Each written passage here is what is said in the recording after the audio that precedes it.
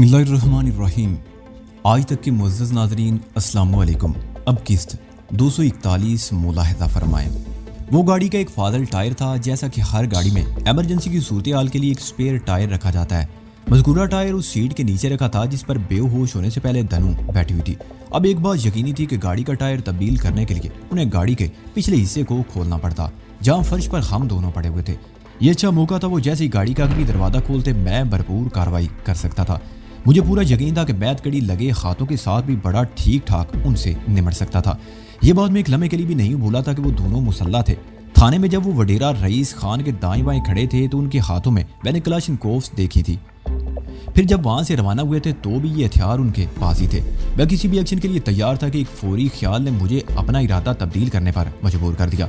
मैंने ये सोचा कि बेहतर होगा कि पहले इन्हें गाड़ी का टायर तब्दील करने दिया जाए ताकि अज़ाम बाद मुझे वहां से रवाना होते वक्त किसी दुश्वारी का सामना ना करना पड़े। मैं सांस रोककर दरवाजा खुलने का इंतजार करने लगा। चंद सेकंड बाद मेरी उम्मीद भर आई। दरवाजे के लॉक में चाबी घूमने की आवाज आई। फिर एक झटके से दरवाजा खुल गया। मैंने अपनी नीम व पलकों की ओर से देखा। मीरबख्श नामी दराज कामत शख्स मुझ पर कलाशिनकोव ताने खड़ा था, जबकि उसका साथी दुबला पतला आदमी गाड़ी के अंदर घुस आया था। यकीनन वो टायर निकालना चाहता था। गाड़ी में दाखिल होने से पहले उन दोनों ने हमें हिला जुलाकर ये इत्मीनान कर लिया था कि हम वहाँ हैं जहाँ की हमको भी अपनी कुछ खबर मालूम नहीं। इस मौके पर मैंने अपनी बेहोशी की भरपूर अदाकारी का मुजाहरा किया था। आधे घंटे के अंदर अंदर गाड़ी का फटा हुआ टायर निकाल कर उसकी जगह सही सलामत टायर फिट कर दिया गया। अब मेरे अमल का वक्त सर पर आन पहुंचा था। जैसे वो मजरूह टायर को गाड़ी के अंदर रखकर दरवाजा बंद करने लगते मुझे हरकत में आ जाना था। फिर जो भी हो जाता उससे निमटना था। टायर की तब्दीली के दौरान में वो दोनों आपस में सिंधी में बातचीत भी करते रहे। मैं सिंधी जबान को पूरी तरह नहीं समझता था, ताम 10% मफहूम मेरे पल्ले पड़ रहा था। वो दोनों इस नागयानी इफ्तार पर चिल्लाए हुए थे। मुझे उनकी बातों से यह भी अंदाजा हो गया कि वो वक्त मुकर्रर पर किसी जगह पहुंचना चाहते थे और टायर फटने की वजह से वो आधा घंटा लेट हो चुके थे। गाड़ी के कभी संग चलते हुए कदमों की आवाज आई तो मैं समझ गया कि वो कोई एक ही शख्स था। उसके साथ ही ड्राइविंग कैबिन का दरवाजा बंद होने की आवाज आई। यह गाड़ी का बाईं जानिब का दरवाजा था जिसका वाज़ेह मतलब यही था कि मीरबख्श कलाशिनकोव बरदार पैसेंजर सीट पर बैठ चुका था। उसे एक बात और भी साफ हो गई कि मजरूह टायर गाड़ी में रखने के लिए ड्राइवर को ही आना था और वही गाड़ी का कभी दरवाजा बंद करने वाला था। मेरे दिल में इत्मीनान की एक लहर दौड़ गई। जाहिर है किसी मुसल्ला शख्स की बनिस्बतन नहीते आदमी से निमटना आसान होता है। जैसे ही ड्राइवर फटे हुए टायर को सीट के नीचे खिसका कर सीधा हुआ, मैंने हथकड़ी का एक भरपूर वार उसके चेहरे पर रसीद कर दिया। ये काहिनी दो हथड़ था जिसकी तूफानी ज़रब ने ड्राइवर को बिलबिलाने पर मजबूर कर दिया था।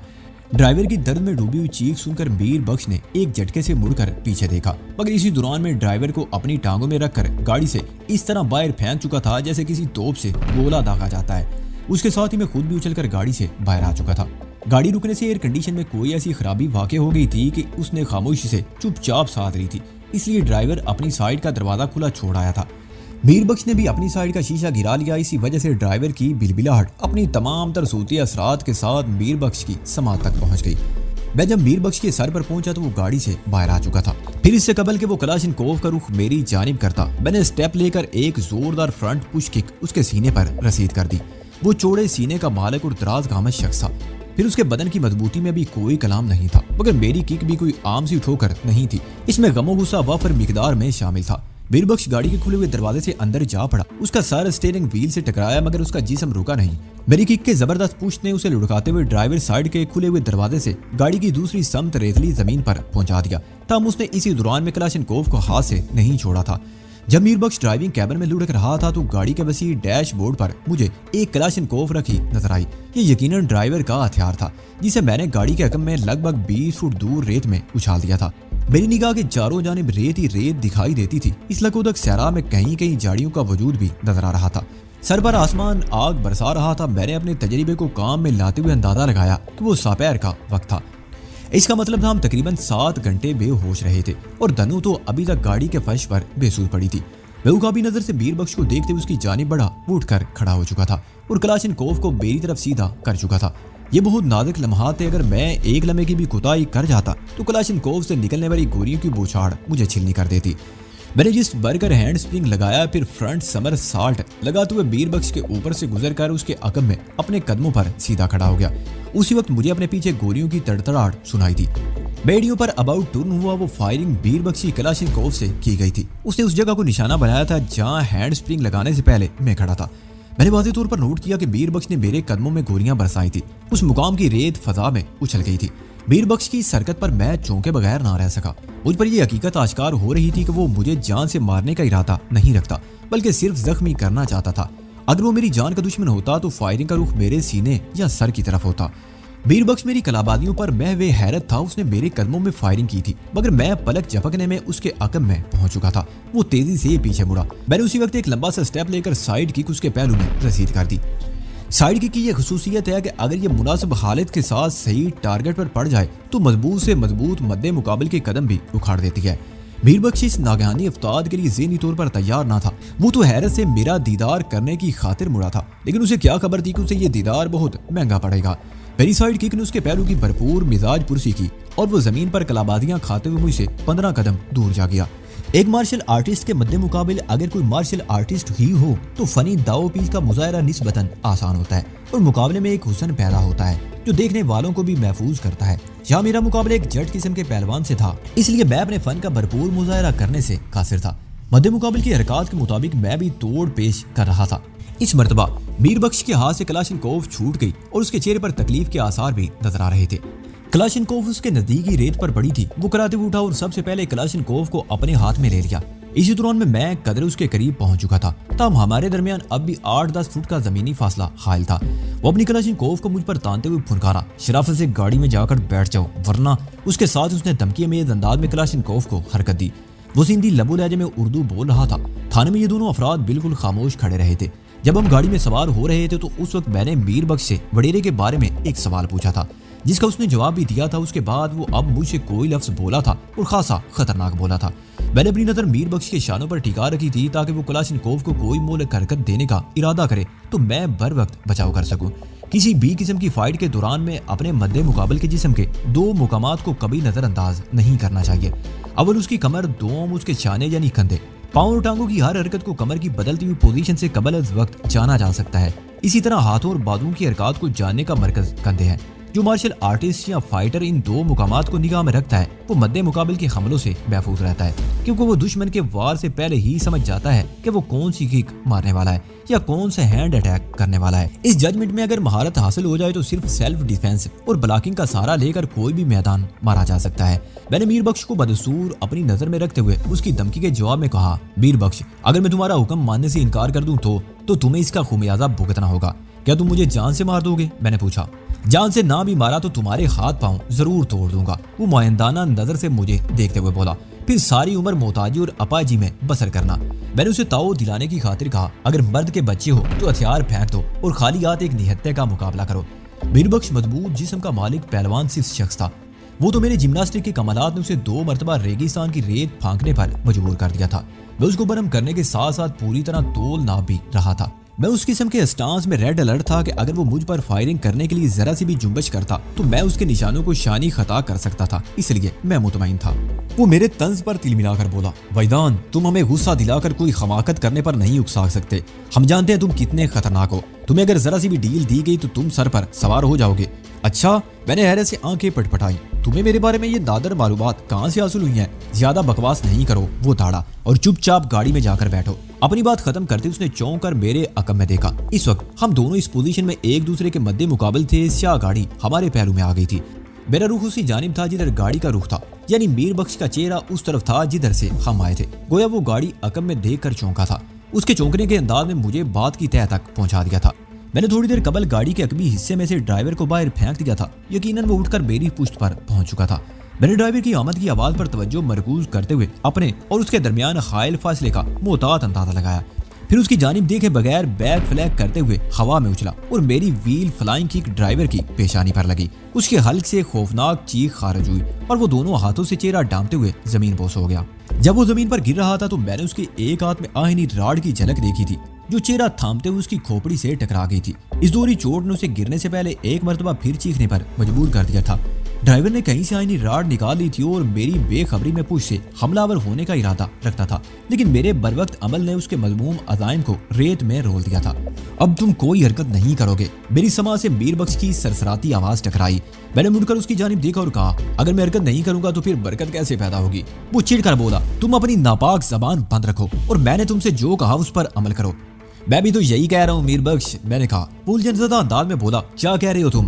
मैंने कहा यही कि हरकत में बरकत होती है। अगर मैं हरकत नहीं करूंगा तो तुम्हारा हुक्म किस तरह मान सकूंगा?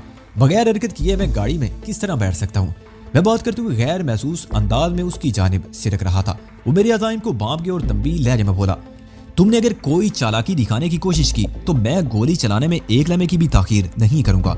मैंने कहा, ना मैं चालाक हूँ और ना ही मैं किसी किस्म की चालाकी दिखाने का कोई इरादा रखता हूँ। तुम ख्वाह मुखा मुझसे खौफज़दा हो, हालांकि तुम्हारे हाथ में हथियार भी है। खुद को बेबस और कमजोर जाहिर करने में तुम्हारी कोई चाल पोशीदा है, मीर बख्श फुनकारते हुए बोला। वरना थोड़ी देर पहले मैं तुम्हारी जो फुर्तियां देख चुका हूँ, उससे बखूबी अंदाजा लगाया जा सकता है कि तुम कितने सीधे हो। मैंने कहा, अगर मैं सीधा नहीं होता तो क्या तुम लोग इतनी आसानी से मुझे और मेरी साथी को अगवा कर सकते थे? मैं अगर होशियार किस्म का बंदा होता तो तुम लोगों को मुसीबत में डाल देता, जबकि तुम लोगों ने मेरी कलाइयों में हथकड़ी भी डाल रखी है। मुसीबत में तो तुमने हमें डाल दिया है। वो कीना तो नजर से मुझे देखते हुए बोला, उस हथकड़ी ने भी तुम्हारा कुछ नहीं बिगाड़ा। तुम किसी मदारी की तरह हवा में करतब दिखा रहे हो और तुम्हारे हाथों से ज्यादा तुम्हारी टांगे चल रही हैं।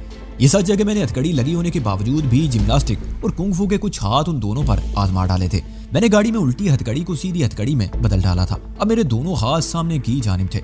दोनों कलाइयों में हथकड़ी के मजबूत आहिनी कड़े फिट थे। इन दोनों कड़ों को मिलाने वाली जंजीर की लंबाई इतनी थी कि मैं पहलू ब पहलू अपनी दोनों हथेलियों को कहीं भी टिका सकता था। मैंने थोड़ी देर पहले हैंड स्प्रिंग और बैक फ्लिक का जो मुजाहरा किया था, वो दोनों हथेलियां गर्म रेत पर जमा कर किया था। वैसे यही काम मैं दोनों हथेलियों की बजाय दोनों पंचेस से भी कर सकता था और फिंगर टिप से भी। मुझे शाओलिन टेंपल में तरबियत के दौरान में इंतहाई मुश्किल और कठिन पुशअप भी लगाना सिखाया गया था। मैंने मीर बख्श की बात का जवाब देते हुए कहा, देखो मीर बख्श, किसी के हाथ चलते हैं, किसी की टांगे और किसी की जबान। तुम कौन होते हो एतराज करने वाले? तुम्हारी तो ये तीनों चीजें चलती हैं। वो जले भुने अंदाज में बोला। मैंने पुरतमस्खराना अंदाज में उसे देखा। फिर उससे पहले कि मैं उसे कुछ कहता उसकी नजर मेरे हाथों पर पड़ गई और वो उछल पड़ा। मैंने भी उसकी देखा देखी अपने हाथों का जायजा लिया। वो लुकनत ज़दा लहजे में बोला, ये हथकड़ी तो तुम्हें उल्टी लगाई गई थी। हाँ, लगाई तो उल्टी ही थी तुम लोगों ने। मैंने दोनों हाथ हवा में बुलंद करते हुए कहा, फिर ये सीधी किस तरह होगी? जादू के जोर पर। मैंने कहा, क्या तुम जादू भी जानते हो? हाँ, मैंने मुतहम्मिल लहजे में कहा। कहो तो मुजाहरा करके दिखा दूं? वो नफी में गर्दन हिलाते हुए बोला, नहीं, तुम झूठ बोल रहे हो। तुम्हें कोई जादू वादू नहीं आता। तुम मुझे बेवकूफ नहीं बना सकते। फिर उसका लहजा सख्त हो गया। मैं तुमसे आखिरी मर्तबा कह रहा हूँ, सीधी तरह तुम गाड़ी में जाकर बैठो, वरना मुझे कोई और रास्ता इख्तियार करना पड़ेगा। मैंने उसकी आंखों में देखते हुए कहा, मीर बख्श, तुम दोनों जिस रास्ते पर कदम रख चुके हो उसकी मंजिल तो मौत के सिवा और कुछ नहीं। तुम अपनी जान की फिक्र करो। अगर जिंदा बच पाओ तो रास्ता इख्तियार करने की नौबत आएगी ना। इस किस्म के मेरे काटदार जुमलों ने मीर बख्श की रगे बदमाशी को भड़का दिया। उसका चेहरा एकदम सुर्ख हो गया। खूनख्वार लहजे में बोला, मैं अब तक तुमसे रियायत बरत रहा हूँ, तो इसका यह मतलब नहीं कि तुम मुझे आंखें दिखाने लगो। फिर उसने कलाशिनकोव का मखसूस हरकत देते हुए गाड़ी की जानिब इशारा किया, चलो उधर गाड़ी में बैठो, हम पहले ही बहुत लेट हो चुके हैं। उसी वक्त गाड़ी के अगबी हिस्से से किसी के कराने की आवाज आने लगी। यकीनन वो धनु की आवाज थी जो गर्मी की शिद्दत के बायस होश में आ रही थी। उस गाड़ी को सहरा में खड़े लगभग 1 घंटा होने को आया था। गाड़ी के एयर कंडीशन ने काम करना छोड़ दिया था। फिर अकबी दरवाजा भी काफी देर से खुला पड़ा था। गाड़ी के अंदर की रही से ही कूलिंग भी जाती रही थी। थोड़ी देर पहले होने वाली फायरिंग, रेत की तपश और आसमान से बरसती आग ने धनु की गहरी नींद को उचाट कर दिया था। वो गहरी नींद जो तवील बेहोशी की सूरत में उसके जिस्म और जान में उतर आई थी। धनु के कराने की आवाज सुनकर मीर बख्श चौंक उठा था। इसी स्नाह में मीर बख्श का दुबला पतला साथी भी खुद को जाड़ता सहलाता हमारे करीब पहुंच गया। मीर बख्श ने ड्राइवर साथी की जानिब इशारा करते हुए कहा, नवाज अली, मैं इसको संभालता हूँ, तुम गाड़ी के अंदर जाकर लड़की की खबर लो। मुझे मीर बख्श की जबानी इस वक्त पहली मर्तबा ये मालूम हुआ कि उसके ड्राइवर साथी का नाम नवाज अली था। मैंने नवाज अली के रास्ते में खायर होते हुए कहा, रुक जाओ, अगर तुमने मेरी साथी की समत एक कदम भी बढ़ाया तो टांगे चीर कर रख दूंगा। मीर बख्श उसीले लहजे में बोला, नवाज अली, इसकी धमकियों से मरूब होने की जरूरत नहीं। मैंने कहा ना, मैं इसको संभाल। उसका जुमला मुकम्मल ना हो सका। उसी वक्त धनु गाड़ी की अगबी जानिब से नमूदार हुई। वो डगमगाते हुए कदमों से मेरी तरफ बढ़ रही थी। उसके दोनों हाथ नायलॉन की डोरी में बदस्तूर बंधे हुए थे। मैंने सूरत-ए-हाल की परवाह किए बगैर चिल्लाकर कहा, धनु, गाड़ी के अंदर चली जाओ, बाहर के हालात साजगार नहीं है। उसके साथ ही मैंने धनु की समत कदम भी बढ़ा दिए। मुझे अपने अकम में कलाशिनकोव बरदार मीर बख्श की चिंगारती आवाज सुनाई दी, रुक जाओ नहीं तो गोली मार दूंगा। मैंने मीर बख्श की धमकी को अहमियत ना दी और धनु को गाड़ी के अंदर जाने का कहते हुए खुद भी उस जानिब पेशकदमी जारी रखी। मीर बख्श ने मुझे रोकने के लिए मेरे कदमों में कलाशिनकोव का ब्रस्ट मार दिया। तेज रफ्तार गोलियां रेत उड़ाने के सिवा कुछ ना कर सकी, क्योंकि उन्हें किसी की जान चाटने या किसी को जख्मी करने के अहकामात नहीं दिए गए थे। उसे एक बात पाया तकमील को पहुंच गई कि मीर बख्श मुझे कोई गजीन नहीं पहुंचाना चाहता था, वरना इतने नजदीक से उसका निशाना कभी खता न होता, और वो भी ब्रेस्ट की सूरत में। मेरे बच निकलने का कोई चांस नहीं था। मैं फौरी तौर पर इस नतीजे पर पहुंचा कि वो मुझे सही और सालम कहीं पहुंचाना चाहते थे। कलाशनकोफ और फायरिंग सिर्फ मुझे कंट्रोल करने के लिए इस्तेमाल की जा रही थी। धनु ने मेरे कहने के मुताबिक गाड़ी की जानिब कदम बढ़ाने शुरू कर दिए थे और मुझे ये भी यकीन हो गया था कि नवाज अली और वीर बख्श मुझ पर हथियार इस्तेमाल करने का कोई इरादा नहीं रखते। चुनाचे मैं खुलकर मैदान में आ गया। मैंने अपने करीब खड़े नवाज अली की तरफ देखा जो मुझे रोकने के लिए दोनों बाजू आगे बढ़ा चुका था। उसका अंदाज ऐसा था जैसे मुझे दबोचने का इरादा रखता हो। मैंने एक कदम पीछे हटकर उसे झुकाई दी, फिर नीचे बैठते हुए बड़ी तेजी से फ्रंट स्वीप मार दी। वो तकलीफ की शिद्दत से चीख उठा। मेरी पिंडली के ब्लेड ने नवाज की पिंडली के गोश्त पर एक क़यामत खेज ज़रब लगाई थी। वो टांग पकड़कर जमीन पर बैठ गया और सिंधी जबान में मुझे मुगल्लदात में तोलने लगा। मार्शल आर्ट के सेंटर में दो खिलाड़ियों के दरमियान जब फाइट होती है तो पिंडली के ब्लेड पिंडली के सामने वाली हड्डी की हिफाजत के लिए चीन गार्ड इस्तेमाल किए जाते हैं, मगर स्ट्रीट फाइट में इस किस्म का इस्तेमाल मुमकिन नहीं होता। मैं तो शाओलिन टेंपल का तरबियत याफ्ता था जहाँ इंसानी जिस्म को फौलाद में ढाला जाता है। मैंने कभी किसी किस्म का गार्ड इस्तेमाल नहीं किया था। खुसूसन स्ट्रीट फाइट में मेरा अंदाज मुदाफियाना होता था और जब तक कोई जान ही को नहीं आ जाता मैं अटैक नहीं करता था। एक सच्चे मार्शल आर्टिस्ट की यही पहचान भी है। नवाज अली को जमीन बोस होते देखकर वीर बख्श आपे से बाहर निकल आया। वो खूनख्वार अंदाज में मेरी जानिब बढ़ा और मेरे कदमों का निशाना लेकर फायरिंग कर दी। मैं उसका ट्रैकर दबाने से पहले ही हवा में उछल चुका था और बैग समर साल्ट लगाते हुए चंद कदम के फासले पर पहुंच गया। चुनाचे मीर बख्श की फायरिंग का बड़ा भयानक नतीजा बरामद हुआ। नवाज अली की एक करबनाक चीख फजा में बुलंद हुई। वो मेरे कदमों के नजदीक ही जमीन पर पड़ा हुआ था। जब मेरे कदम वहां नहीं रहे तो वो बराह रास्त गोलियों की जद में आ गया। कलाशनकोफ की हलाकत खेज ब्रेस्ट ने नवाज अली का जिस्म छिलनी कर दिया। उसके मजरूब और मजरूब बदन ने एक दो छोटे छोटे झटके खाए और फिर साकत हो गया। वो अब इस तपते हुए सहरा में नहीं रहा था। ये बात सिर्फ खुदा ही जानता था कि उसकी रूह अब किसी ठंडी जगह पर थी। यहाँ मीर बख्श वहशत ज़दा सी नजर से अपने साथी की लाश को तक रहा था। उसे यकीन नहीं आ रहा था कि नवाज को उसने अपने हाथ से मौत के घाट उतार दिया था, मगर यकीन करने के सिवा कोई चारा नहीं था। हकीकत हाल से सब कुछ अयां था। नवाज अली की खून उगलती बेगोरो कफन लाश सामने मौजूद थी। मीर बख्श इस सच्चाई को झुठला नहीं सकता था, इसलिए सख्ते की कैफियत में खड़ा नवाज की लाश को देख रहा था।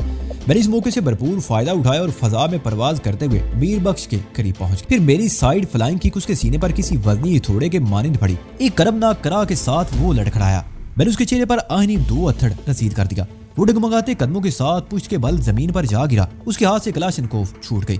इस मर्तबा कलाशनकोफ काफी फासले पर गिरी थी। वो फौरी तौर पर उसे उठा नहीं सकता था। वो कलाशनकोफ को क्या उठाता, उसे तो अपने उठने के लाले पड़े हुए थे, क्योंकि इसी दौरान में मैं उसके सर पर पहुंच चुका था और उसके उठने की हर कोशिश को नाकाम बनाते हुए उस पर ठोकरों की बारिश कर रहा था।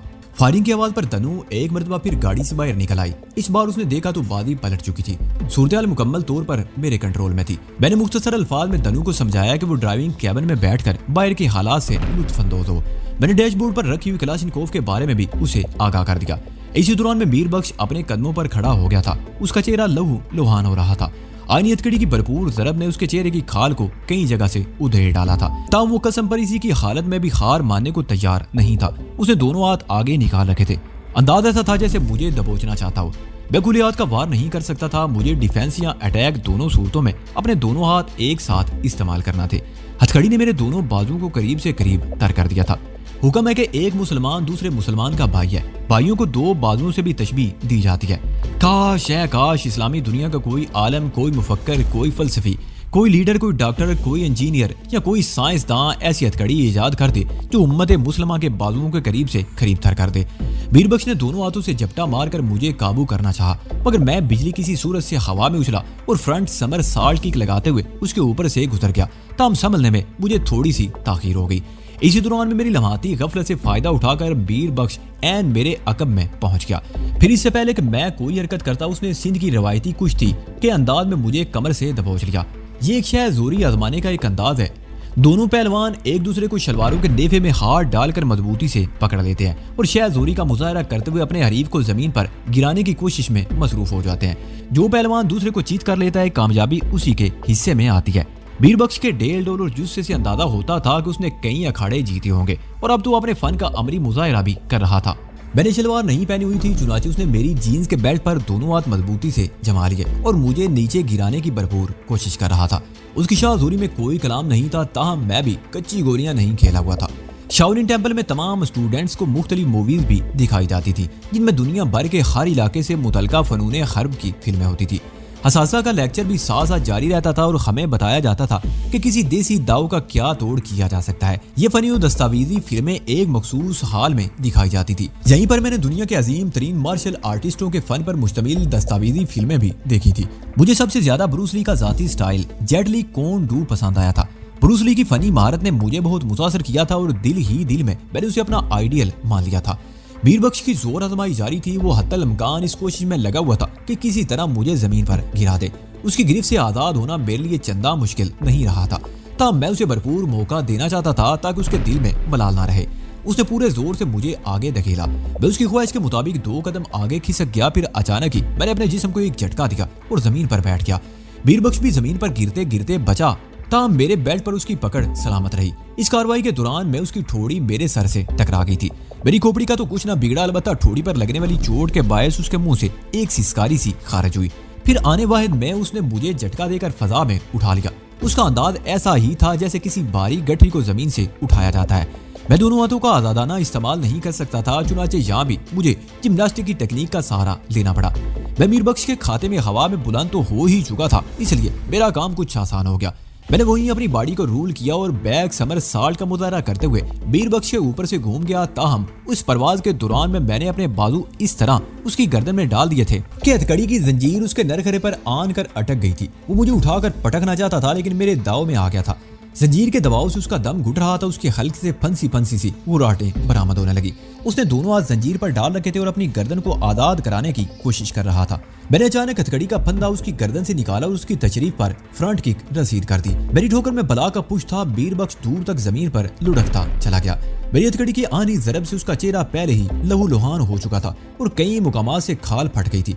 अब जब वो गर्म रेत पर लूट पूट हुआ तो खून आलू चेहरे पर रेत के जर्रात वाफर मिकदार में चिपक गए। जब वो उठकर डगमगाते हुए कदमों पर खड़ा हुआ तो उसका चेहरा भयानक सूरत इख्तियार कर चुका था। मैं चाहता तो 2 मिनट में उसका किस्सा पाक कर सकता था, लेकिन मैं ख्वाह मुखा किसी इंसान के खून में अपने हाथ नहीं रखना चाहता था। मीरबख्श के साथ ही ड्राइवर नवाज की मौत भी हादसाती तौर पर वाक़ई हो गई थी। मुझे इनकी गुफ्तगू से अंदाजा हो चुका था कि वो हमारा अगवा किसी और शख्स के इमा पर कर रहे थे।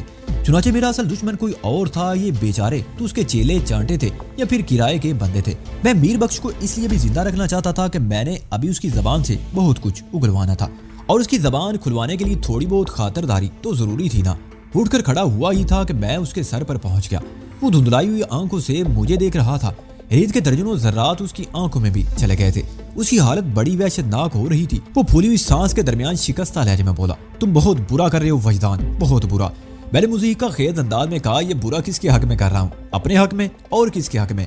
तुम मेरी परवाह करने वाले कौन होते हो? मैंने सख्त लहजे में कहा।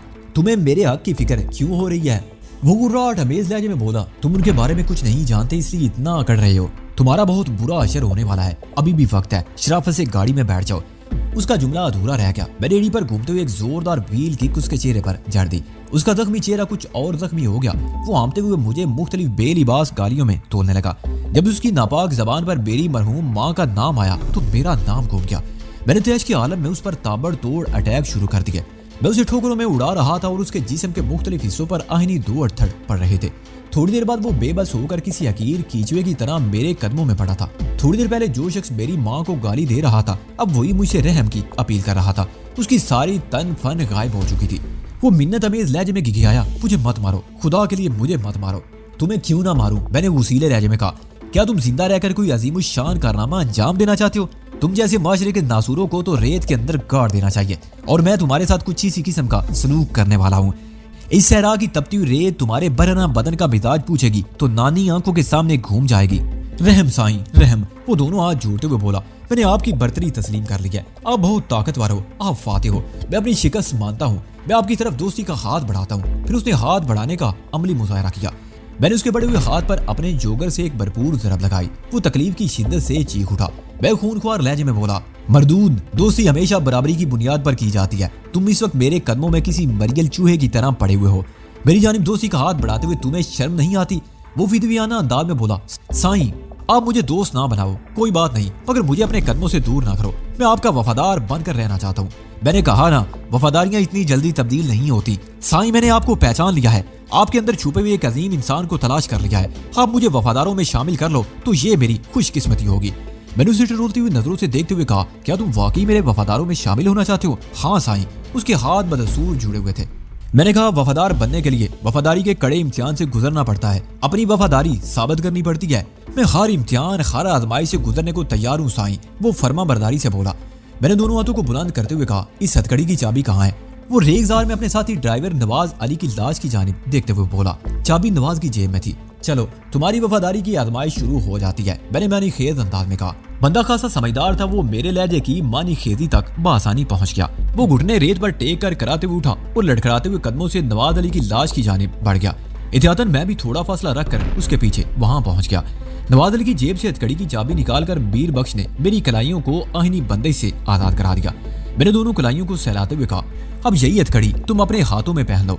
वो मुतज़ब्ज़ब नजर से मुझे देखने लगा। मैंने तंदिया लहजे में कहा, आजमाइश में पूरा उतरने के दावेदार भी हो और इश्किचाट का मुजाहरा भी कर रहे हो, मुझे तो तुम्हारी नीयत में खोट की आमेजिश लगती है।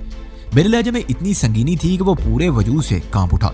लड़ते हुए अंदाज में बोला, ये बात नहीं है साईं। फिर क्या बात है? मैंने तेज आवाज में पूछा। कुछ नहीं, वो अटकते हुए बोला, मैं ये हथकड़ी पहन रहा हूँ। फिर उसने अपने हाथों को आहनी हथकड़ी में जकड़ दिया। मैंने हथकड़ी के लाक बंद करके चाबी अपनी जेब में डाल दी और कहा, चलो अब गाड़ी में चलकर बैठते हैं, अभी तुम्हारी वफादारी को और बहुत से कड़े मराहिल से गुजरना है। वो मेरे हुक्म की तामील में गाड़ी की जानिब कदम उठाने लगा। मैंने रेत में पड़ी हुई मीर बख्श की कलाशिनकोफ उठा ली। उसी आतिशी हथियार की मोरक गोरियों ने नवाज अली का जिस्म छिलनी करके उसे फना के घाट उतारा था। उसकी लाश किसी लावारिश कुत्ते की तरह तपती रेत पर पड़ी हुई थी।